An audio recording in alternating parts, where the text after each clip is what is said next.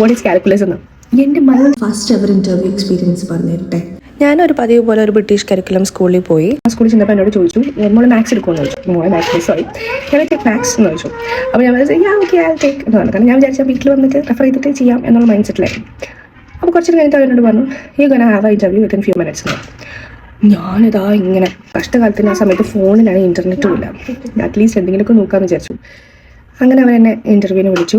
ഞാൻ ആ ഇൻ്റർവ്യൂ റൂമിൽ കയറി. Tell me about your self എന്ന് ചോദിച്ചു. I just pocket nicely.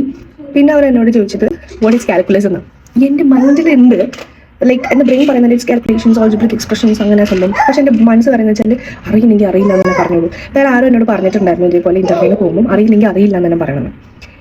ഞാൻ അറിയില്ല, I told you. Okay that's it, thank you. ഇനി ഒരിക്കലും ഇങ്ങോട്ട് വരരുതേ എന്നുള്ള രീതിക്കായിരുന്നു.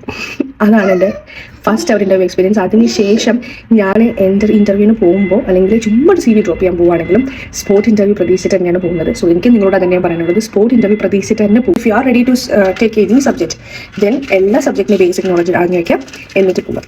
Okay, that's it for today. And നമ്മൾ വിചാരിക്കാത്ത ആൾക്കാർ നമ്മളോട് ഇൻ്റർവ്യൂ ചെയ്യുന്ന കാര്യങ്ങൾ അത് നെക്സ്റ്റ് വീഡിയോയിൽ പറയാം. Okay, by.